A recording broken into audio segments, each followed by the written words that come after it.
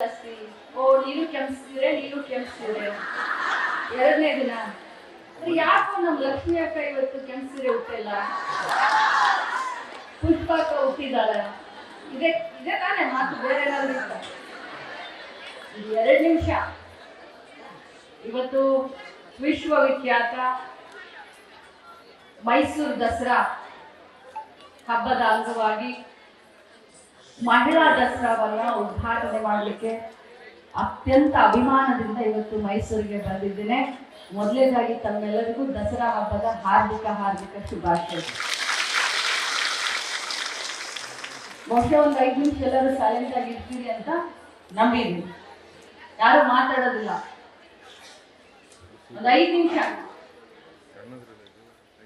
ಕಾರ್ಯಕ್ರಮದ ವೇದಿಕೆ ಮೇಲೆ ಕುಳಿತಂತ ಗ್ಯಾರಂಟಿ ಸಮಿತಿಯ ಉಪಾಧ್ಯಕ್ಷರಾದಂಥ ಸಹೋದರಿ ಪುಷ್ಪ ಅಮರನಾಥ್ ಅವರೇ, ನಮ್ಮ ಮಹಿಳಾ ದಸರಾ ಹಬ್ಬದ ಉಪಸಮಿತಿಯ ಉಪಾಧ್ಯಕ್ಷರಾದಂಥ ಮಲ್ಲಿಗೆ ವೀರೇಶ್ ಅವರೇ, ನಮ್ಮ ಇಲಾಖೆಯ ನಿರ್ದೇಶಕರು ಆದಂಥ ಮಹೇಶ್ ಬಾಬು ಅವರೇ, ಸವಿತಾ ಅವರೇ, ನಮ್ಮ ಜಿಲ್ಲಾ ಪಂಚಾಯತ್ನ DS ಆದಂಥ ಇನ್ನೋರ್ವ ಸವಿತಾ ಅವರೇ, ಲತಾ ಮೋಹನ್ ಅವರೇ, ಶಿಲ್ಪಶ್ರೀ ಅವರೇ, ಮಂಜುನಾಥ್ ಅವರೇ, ವರಲಕ್ಷ್ಮಿ ಅವರೇ, ಶಶಿರೇಖಾ ಅವರೇ, ಶಶಿಕಲಾ ಅವರೇ, ಮಲೇಗೌಡ, ಲತಾ ಮತ್ತು ಎಲ್ಲ ಸಮಿತಿಯ ಸದಸ್ಯರೇ, ಸುಶ್ಲಾ ಅಕ್ಕ ಅವರೇ, ನಮ್ಮ DD ಆದಂಥ ಬಸವರಾಜ್ ಅವರೇ, ಬಂಧುಗಳೇ,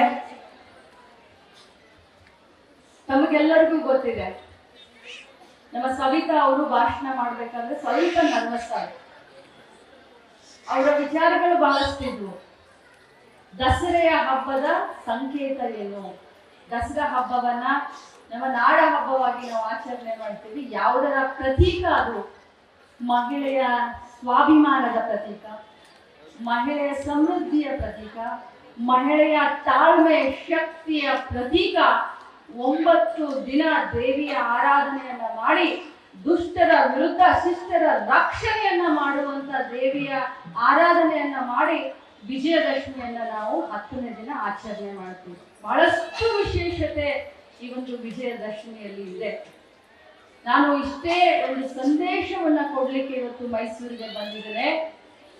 ಅದರಲ್ಲೂ ಮೈಸೂರಿನ ಹೆಣ್ಮಕ್ಳು ಹೇಗೆ ಅನಿಸ್ತಾರೆ, ಮೈಸೂರು ಜಿಲ್ಲೆ ಹೆಣ್ಮಕ್ಳು ಹೇಗೆ ಅನಿಸ್ತಾರೆ ಅಂತ ಒಬ್ರು ನನಗೆ ಮಾಧ್ಯಮದವರು ಕೇಳಿದ್ರು.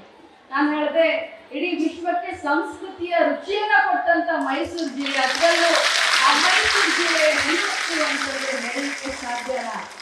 ನಮ್ಮ ಸಾಂಸ್ಕೃತಿಕ ಪರಂಪರೆಯನ್ನು, ಈ ಒಂದು ಏನು ಮೈಸೂರು ದಸರಾ ಆಚರಣೆಯನ್ನ ಕಳೆದ 400 ವರ್ಷದಿಂದ ರಾಜರು ಆಚರಣೆ ಮಾಡ್ಕೊಂಡು ಬರ್ತಾ ಇದ್ರು.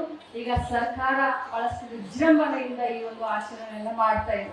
ಅದರಲ್ಲೂ ಇವತ್ತು ವಿಶೇಷವಾಗಿ ಏನು ನಮ್ಮ ಮಹಿಳೆಯರು ಇತ್ತೀಚಿನ ದಿನದಲ್ಲಿ ತಮ್ಮ ಸ್ವಂತ ಶಕ್ತಿಯಿಂದ ತಮ್ಮ ಮನೆತನವನ್ನ ಮುಂದೆ ತರಲಿಕ್ಕೆ, ಮಕ್ಕಳ ವಿದ್ಯಾಭ್ಯಾಸವನ್ನ ಮಾಡಲಿಕ್ಕೆ, ತಮ್ಮ ಆರೋಗ್ಯವನ್ನ ಕಾಪಾಡಲಿಕ್ಕೆ ಏನು ತಾವು ಸ್ವಶಕ್ತಿ ಸಹಾಯ ಗುಂಪನ್ನ ಕಟ್ಕೊಂಡು ಅಥವಾ ಸ್ವಾಭಿಮಾನದಿಂದ ಸ್ವಾವಲಂಬನೆ ಜೀವನವನ್ನ ಮಾಡ್ತಾ ಇರುವಂತ ಅನೇಕ ಇವತ್ತು ನನ್ನ ಅಕ್ಕ ತಂಗಿಯರ ಮಳಿಗೆಗಳನ್ನ ಬಹಳಷ್ಟು ಪ್ರೀತಿಯಿಂದ ನಾನು ಉದ್ಘಾಟನೆ ಮಾಡಿದೆ.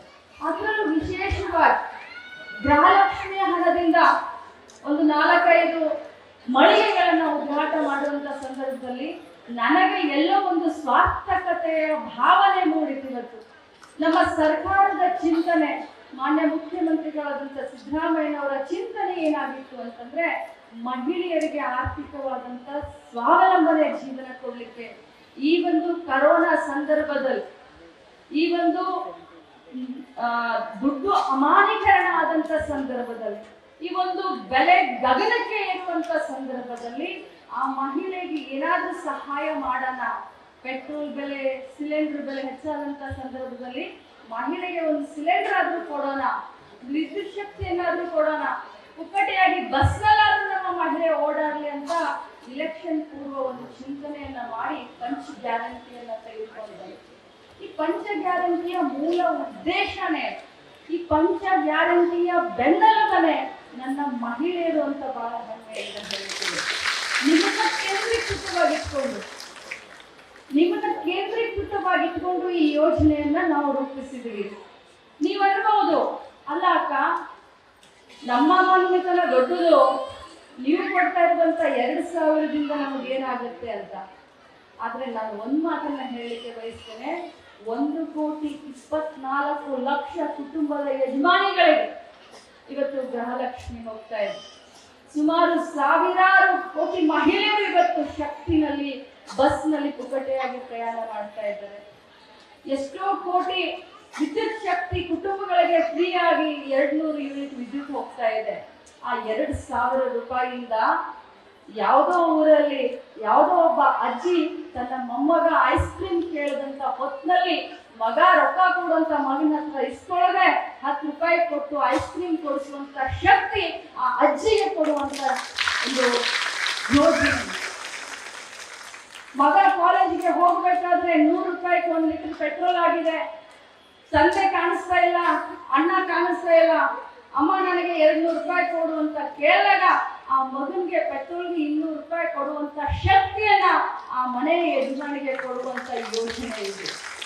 ತಂದೆಗಳೇ, ಇವತ್ತು ಮಹಿಳೆ ಒಂದು ಕಾಲ ಇತ್ತು, ನನ್ನ ಮಾಧ್ಯಮದವರಿಗೆ ಅದು ಹೇಳ್ತಾ ಇತ್ತು, ಮಹಿಳೆ ಅಂತಂದ್ರೆ ಬರೇ ಮಕ್ಕಳನ್ನ ಹೆರುವುದು, 4 ಗೋಡೆ ಮಧ್ಯೆ ಇರೋದು, ಅಡಿಗೆಯನ್ನ ಮಾಡೋದು.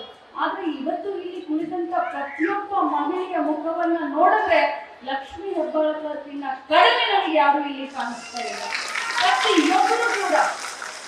ಪ್ರತಿಯೊಬ್ಬರು ಕೂಡ ಸ್ವಾಭಿಮಾನದ ಸಂಕೇತ.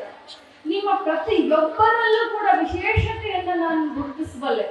ಪ್ರತಿಯೊಬ್ಬರಲ್ಲೂ ಕೂಡ ಒಂದೇ ತುಡಿಕೆ, ನನ್ನ ಮಗ ಉತ್ತಮ ಪ್ರಜೆ ಆಗ್ಲಿ, ಒಳ್ಳೆ ವಿದ್ಯಾವಂತನಾಗ್ಲಿ, ನನ್ನ ಗಂಡ ಅವನಿಗೆ ಹೆಗಲು ಕೊಟ್ಟು ನಾನು ಕೂಡ ಪ್ರಾಮಾಣಿಕವಾಗಿ ದುಡಿಮೆಯನ್ನ ಮಾಡಿ ನನ್ನ ಮನೆಯನ್ನ ಮುಂದೆ ತೆಗೆದುಕೊಂಡು ಹೋಗ್ತೀನಿ, ಅಕ್ಕಪಕ್ಕದವರ ಎದುರುಗಡೆ ಎದ್ದು ನಿಂತು ಸ್ವಾಭಿಮಾನದ ಜೀವನವನ್ನ ಮಾಡ್ತೀನಿ ಅಂತ ಮಹಿಳೆಯರು ಇವತ್ತು ಪಣ ಕೊಟ್ಟು ನಮ್ಗೆ ಕಾಣಿಸ್ತಾ ಇದೆ. ನನಗೆ ವಿಶೇಷವಾಗಿ ಕಷ್ಟದಲ್ಲಿ ಆ ಕಷ್ಟಗಳನ್ನ ನಿರ್ವಹಣೆ ಯಾವ ಚಾಣಕ್ಷತನದಿಂದ ಮಹಿಳೆ ಮಾಡ್ತಾಳಂದ್ರೆ ಆ ಚಾಣಕ್ಷ ಬುದ್ಧಿ ಗಂಡಸರಿಗೆ ಬರಲಿಕ್ಕೆ ಸಾಧ್ಯ ಇಲ್ಲ.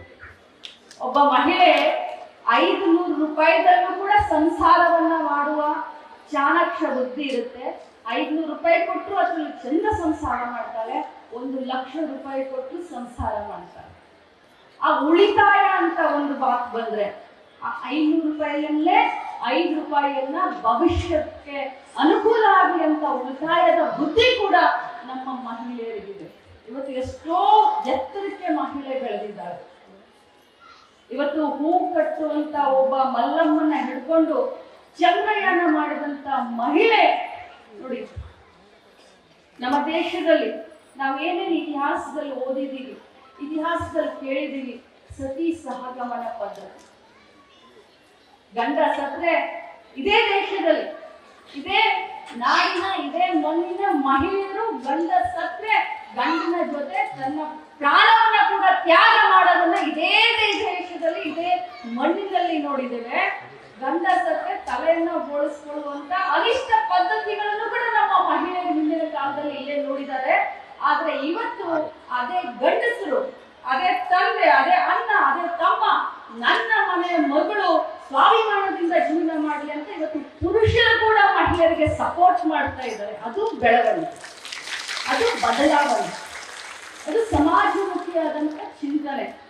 ಇವತ್ತು ನಾವು ಬೆಳೆದಿದ್ದೀವಿ ಅಂತ ನಾವು ಬಹಳಷ್ಟು ಹೇಳ್ಕೊಳ್ಳೋದಕ್ಕಿಂತ ಇವತ್ತು ಪುರುಷರ ಸಹಕಾರ ಕೂಡ ನಮಗೆ ಅಷ್ಟೇ ಸಿಗ್ತಾ ಇದೆ ಅಂತ ಅವ್ರಿಗೂ ಕೂಡ ಒಂದು ಜೋರಾದ ಚಪ್ಪಾಳೆಯನ್ನ ತಟ್ಟಬೇಕು ಅಂತ ಹೇಳಿದ್ದಾರೆ. ನಿನ್ನೆ ವಿಶೇಷವಾಗಿ ಮೈಸೂರು ದಸರಾವನ್ನ ನಮ್ಮ ಕರ್ನಾಟಕ ಸಾಹಿತ್ಯಕ್ಕೆ, ದೇಶದ ಸಾಹಿತ್ಯದ ಇತಿಹಾಸಕ್ಕೆ ಬೂಕರ್ ಪ್ರಶಸ್ತಿಯನ್ನ ತಂದು ಕೊಟ್ಟಂತ ಕರ್ನಾಟಕದ ಹೆಮ್ಮೆಯ ಪುತ್ರಿ ಬಾನು ಮುಸ್ತಾಕ್ ಅವರ ಕಡೆಯಿಂದ ನಮ್ಮ ದಸರೆ ಹಬ್ಬವನ್ನು ಮಾನ್ಯ ಮುಖ್ಯಮಂತ್ರಿಗಳು ಉದ್ಘಾಟನೆ ಮಾಡಿದ್ದಾರೆ. ನಮಗೂ ಕೂಡ ಹೆಮ್ಮೆ. ಒಬ್ಬ ಮಹಿಳೆ, ಒಬ್ಬ ಮೈನಾರಿಟಿ ಕುಟುಂಬದಲ್ಲಿ, ಆ ಕುಟುಂಬದಲ್ಲಿ ಯಾವ ರೀತಿ ಆಚಾರ ವಿಚಾರಗಳು ಇರ್ತವೆ ತಮಗೆ ಗೊತ್ತು. ಮನೆಯಿಂದ ಹೊರಗಡೆ ಬಂದರೂ ಕೂಡ ಇವತ್ತು ಕೂಡ ಅವರು ತಮ್ಮ ಇದನ್ನ ಪಾಲಿಸ್ತಾರೆ. ಆದ್ರೆ ಅಂತ ಕುಟುಂಬದಲ್ಲಿ ಹುಟ್ಟಿದಂತ ಒಬ್ಬ ಹೆಣ್ಣುಮಗಳು ಸಾಹಿತ್ಯಕ್ಕೆ ಒಂದು ಮೆರಳನ್ನ ತಂದು ನಮಗೆ ಒಂದು ಪ್ರಶಸ್ತಿಯನ್ನ ಕೊಡಿಸಿದಾಳೆ ಅಂತಂದ್ರೆ ಈ ಮಹಿಳಾ ದಸರಾದ ವೇದಿಕೆಯಿಂದ ನಾನು ಅವರಿಗೆ ಅಭಿನಂದಿಸಲಿಕ್ಕೆ ನಾನು ಬಯಸ್ತೇನೆ. ಬಂಧುಗಳೇ, ನಮ್ಮ ಸರ್ಕಾರದ ಚಿಂತನೆ, ನಮ್ಮ ಮುಖ್ಯ ಉದ್ದೇಶ ದುಡಿಯುವ ಕೈಗೆ ಕೆಲಸವನ್ನ ಕೊಡಬೇಕು. ಪ್ರಾಮಾಣಿಕವಾಗಿ ಮಹಿಳೆಯರಿಗೆ ಆರ್ಥಿಕ ಸ್ವಾವಲಂಬನೆಯನ್ನು ಕೊಡಬೇಕು. ಇವತ್ತಿಗೆ ನಮ್ಮ ICDS ಕಾರ್ಯಕ್ರಮ ಅಂತ ಹೇಳ್ತೀವಿ, ಮಹಿಳಾ ಮತ್ತು ಮಕ್ಕಳ ಕಲ್ಯಾಣ ಇಲಾಖೆಯಿಂದ ಅಂಗನವಾಡಿಗಳು ಪ್ರಾರಂಭವಾಗಿ ಬರುವಂತ ಅಕ್ಟೋಬರ್ 2ನೇ ತಾರೀಕಿಗೆ 50 ವರ್ಷ ಸುವರ್ಣ ಸಂಗಮ ಮಹೋತ್ಸವವನ್ನು ಆಚರಣೆ ಮಾಡಕ್ಕೆ ನಾವೆಲ್ಲ ತಯಾರಿಯನ್ನ ಮಾಡ್ಕೊಳ್ತಾ ಇದ್ದೀವಿ. ಬಹಳ ದೊಡ್ಡ ಪ್ರಮಾಣದಲ್ಲಿ ನನ್ನ ಅಂಗನವಾಡಿಯ ಕಾರ್ಯಕರ್ತರು, ಸಹಾಯಕಿಯರನ್ನ ಕರ್ಕೊಂಡು ಈ ಒಂದು ಸುವರ್ಣ ಮಹೋತ್ಸವದ ಚಿಂತನೆಯನ್ನ ನಾನು ಮಾಡ್ತಾ ಇದ್ದೀನಿ.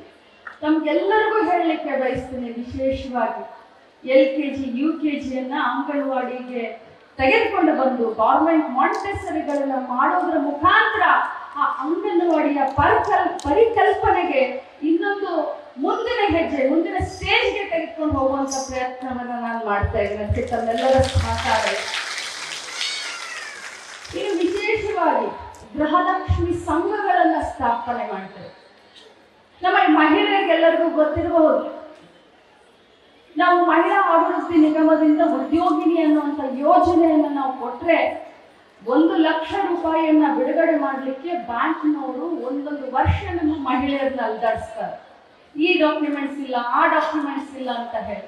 ಅದಕ್ಕೆ ನಾನೇನು ವಿಚಾರ ಮಾಡಿದ್ದೀನಿ ಅಂತಂದ್ರೆ, ನಮ್ಮ ಗೃಹಲಕ್ಷ್ಮಿಗಳಿಂದನೇ 1,24,00,000 ಏನು ಸ್ವಾಭಿಮಾನದ ಗೃಹಲಕ್ಷ್ಮಿಗಳಿದ್ದಾರೆ, ಅವರನ್ನೇ ಷೇರುದಾರರನ್ನಾಗಿ ಮಾಡಿ ಅವರ ಒಂದು ಒಪ್ಪಿಗೆಯನ್ನ ಪಡ್ಕೊಂಡು ಅವ್ರ ಕಡೆಯಿಂದನೇ ಶೇರನ್ನ ಕಲೆಕ್ಟ್ ಮಾಡಿ 200 ರೂಪಾಯಿ ಶೇರನ್ನ ಕಲೆಕ್ಟ್ ಮಾಡಿ 6 ತಿಂಗಳು 200 ರೂಪಾಯಿಯನ್ನ ಅವರು ಬ್ಯಾಂಕ್ ಮುಖಾಂತರ ಅವರ ಅಕೌಂಟ್ಗೆ ಕ್ಯಾಶ್ಲೆಸ್ ಟ್ರಾನ್ಸಾಕ್ಷನ್, ಯಾರಿಗೂ ಯಾರು ಕೈಯಲ್ಲಿ ದುಡ್ಡ ಕೊಡದೆ ನೇರವಾಗಿ ತಮ್ಮ ಬ್ಯಾಂಕ್ ಅಕೌಂಟ್ಗೆ 200 ರೂಪಾಯಿ 6 ತಿಂಗಳು ಪ್ರತಿ ತಿಂಗಳು 200 ರೂಪಾಯಿ ಠೇವಣಿಯನ್ನ ಇಟ್ಕೊಂಡು ಹೋಗಿ ಆ ಹಣದಿಂದ ನನ್ನ ಗೃಹಲಕ್ಷ್ಮಿಗಳಿಗೆ 5 ಲಕ್ಷನೋ 10 ಲಕ್ಷನೋ 50 ಲಕ್ಷದವರೆಗೆ ಕಡಿಮೆ ಬಡ್ಡಿ ಹಣದಲ್ಲಿ, ಕಡಿಮೆ ಬಡ್ಡಿ ದರದಲ್ಲಿ ಅವರಿಗೆ ಲೋನ್ ಕೊಡುವಂತ ವ್ಯವಸ್ಥೆಯನ್ನ, ವಿಶ್ವದ ಅತಿ ದೊಡ್ಡ ಒಂದು ವ್ಯವಸ್ಥೆಯನ್ನ ಹುಟ್ಟು ಹಾಕಲಿಕ್ಕೆ ಮಹಿಳಾ ಮತ್ತು ಮಕ್ಕಳ ಕಲ್ಯಾಣ ಇಲಾಖೆ ಚಿಂತನೆಯನ್ನ ನಡೆಸಿದೆ. ಇದೇ ಬರುವಂತ ಸುವರ್ಣ ಸಂಭ್ರಮದಲ್ಲಿ ಈ ಒಂದು ಗೃಹಲಕ್ಷ್ಮಿಯ ಸಂಘದ ಈ ಒಂದು ಪರಿಕಲ್ಪನೆ ಕೂಡ ನಾವು ಚಾಲನೆಯನ್ನ ಕೊಡ್ತೀವಿ ಅಂತ ಈ ಸಂದರ್ಭದಲ್ಲಿ ಹೇಳ್ತಾ, ಸಾಂಸ್ಕೃತಿಕ ರಾಯಭಾರಿಗಳಾದಂಥ ಮಹಿಳೆಯರಿಗೆ ಇನ್ನೊಮ್ಮೆ ನಾನು ಇಷ್ಟೇ ಹೇಳಲಿಕ್ಕೆ ಬಯಸ್ತೇನೆ, ಜೀವನದ ಈ ಒಂದು ಹೋರಾಟದಲ್ಲಿ ಮಕ್ಕಳನ್ನ ದೊಡ್ಡವರು ಮಾಡಬೇಕು, ಮನೆಯನ್ನ ಮುಂದೆ ತೆಗೆದುಕೊಂಡು ಹೋಗ್ಬೇಕು, ಅತ್ತೆ ಮಾವನ್ನ ಚೆನ್ನಾಗಿ ನೋಡ್ಕೊಳ್ಬೇಕು ಅನ್ನುವಂಥ ಈ ಒಂದು ಹೋರಾಟದಲ್ಲಿ ನಿಮ್ಮ ಆರೋಗ್ಯದ ಕಡೆ ಕೂಡ ತಾವು ಕಾಳಜಿಯನ್ನು ತೆಗೆದುಕೊಳ್ಬೇಕಾಗುತ್ತೆ. ಅದು ಬಹಳ ಮುಖ್ಯ, ಅದು ಬಹಳಷ್ಟು ಮುಖ್ಯ. ಮಹಿಳೆಯರ ತಕ್ಷಣ ಕ್ಷಮೆಯಾದರಿದ್ರೆ, ಮಹಿಳೆ ಅಂದ ತಕ್ಷಣ ತ್ಯಾಗದ ಪ್ರತೀಕ. ಇದನ್ನ ತ್ಯಾಗ ಮಾಡಿ ಮಾಡಿ ಮಾಡಿ ಮಾಡಿ ನಮ್ಮ ಆರೋಗ್ಯವನ್ನು ಕೂಡ ತ್ಯಾಗ ಮಾಡೋದು ಬೇಡ ಅಂತ ನನ್ನ ಅಕ್ಕ ತಂಗಿಯರಿಗೆ ಹೇಳಲಿಕ್ಕೆ ಬಯಸ್ತೀನಿ. ನಿಮ್ಮ ಆರೋಗ್ಯದ ಕಡೆ ನೀವು ಗಮನ ಕೊಡಿ. ನೀವು ಸಶಕ್ತರಾಗಿದ್ರೆ ನಿಮ್ಮ ಕುಟುಂಬ ಸಶಕ್ತ ಆಗುತ್ತೆ. ಒಬ್ಬ ಮಹಿಳಾ ಮಕ್ಕಳ ಕಲ್ಯಾಣ ಇಲಾಖೆ ಸಚಿವರಾಗಿ, ತಮ್ಮ ಅಕ್ಕ ಅಥವಾ ತಂಗಿಯಾಗಿ ನಾನು ಇಷ್ಟೇ ಹಾರೈಸ್ತೇನೆ.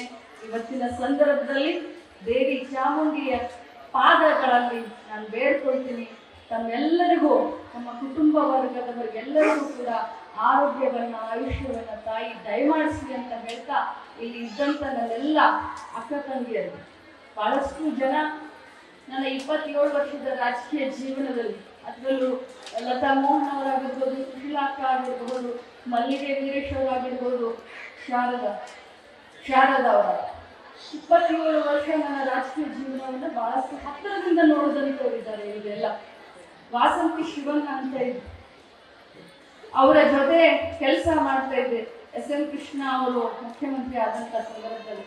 ಸೊ 27 ವರ್ಷದ ಒಂದು ನನ್ನ ಪಯಣ, ಏಳು ಬೀಳು, ಕಷ್ಟ ಸುಖ, ಅಪಮಾನ ಸನ್ಮಾನ, ಇವತ್ತು ಮಹಿಳಾ ದಸರಾ ಉದ್ಘಾಟನೆ ಮಾಡ್ತಾ ಇದ್ದೀನಿ ಅನ್ನುವಂಥ ಹೆಮ್ಮೆ ಬಂದ್ತಾರೆ.